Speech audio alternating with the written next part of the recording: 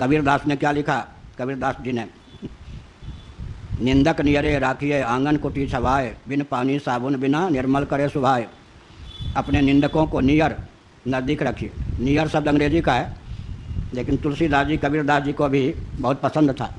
निंदक नियर राखिए, बरसई जलद भूमि नियर आए। तुलसीदास जी ने भी नियर शब्द का प्रयोग किया है, कबीरदास ने भी।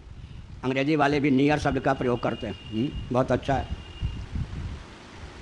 श्री सूक्तम में पृथ्वी को धन माना गया, अर्थ माना गया, और अंग्रेजी वाले पृथ्वी को अर्थ कहते ही हैं। क्या अंग्रेजी वाले पृथ्वी को अर्थ कहते हैं। श्री सूक्तम में अर्थ की जो परिभाषा दी गई है उसमें पृथ्वी भी अर्थ है, पानी भी अर्थ है, प्रकाश भी अर्थ है, पवन भी अर्थ है। निंदक नियर राखिए आंगन कुटी छवाए, नज़दीक रखिए इसको, निंदकों को।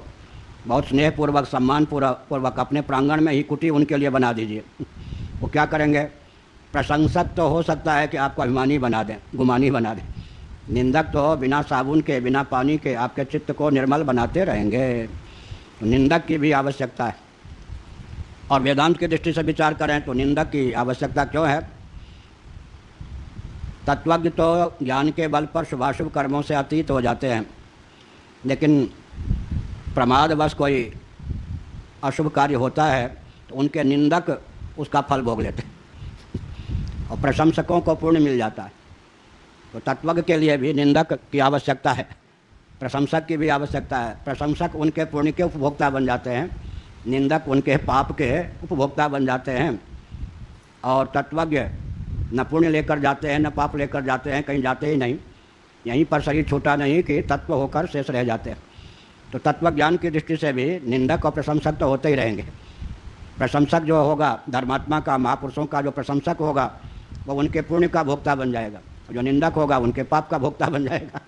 वो अपना संतुलन बना देते हैं, एक पुण्य को खा जाते हैं, एक पाप को खा जाते हैं। इसका मतलब क्या है? स्वर्ग में क्या होता है? पुण्य का दाह होता है।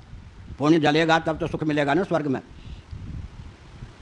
नरक में पाप जलता है, लेकिन स्वर्ग हो या नरक, पुण्य पाप के संस्कार नहीं जलते, इसलिए फिर पुण्य पाप होते रहते हैं। तो ज्ञान क्या करता है? पुण्य और पाप के संस्कार को जला देता है। और निंदक क्या करते हैं? पाप के उपभोक्ता बन जाते हैं।